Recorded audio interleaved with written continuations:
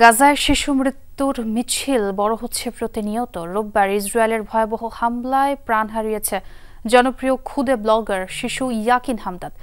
গাজা সিটিতে আশ্রয় শিবির হিসেবে ব্যবহৃত একটি স্কুলে বোমা বর্ষণের পর জীবন্ত পুড়ে মৃত্যু হয়েছে 7 শিশুর।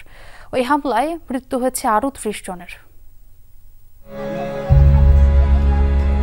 ইসরায়েলি তাণ্ডবের চিত্র এভাবেই সারা বিশ্বের সামনে তুলে ধরে গাজার খুদে কণ্ঠস্বর হয়ে উঠেছিল 11 বছরের শিশু ইয়াকিন হামদাদ। জীবনের ঝুঁকি নিয়ে দৃশ্য ধারণ করে নিয়মিত সেগুলো পোস্ট করত সামাজিক মাধ্যমে। হাজার হাজার লাইক, শেয়ার, কমেন্টের মাধ্যমে গাজার তারকা ব্লগার হয়ে উঠেছিল ইয়াকিন। শুধু ব্লগিংই নয়, বিভিন্ন দাতব্য সংস্থার সাথেও যুক্ত ছিল ইয়াকিন হামদাদ। রোববার বোমা হামলায় জীবন প্রদীপ নিভে যায় গাজার কনিষ্ঠতম ব্লগার ইয়াকিনের। দেইর আল বালায় ইয়াকিনের বাড়িতে আঘাত করে ইসরায়েলের ছোড়া শক্তিশালী মিসাইল। ঘটনাস্থলে মৃত্যু হয় তার।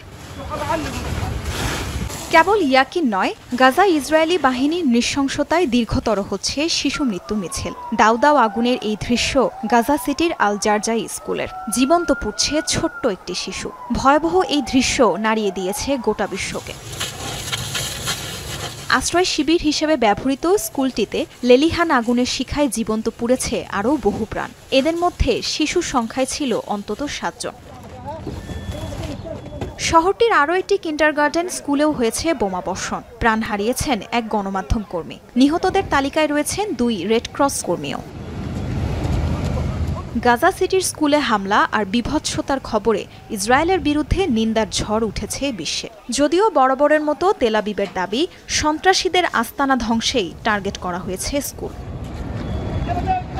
তাজরিয়ান সোবহান, যমুনা নিউজ।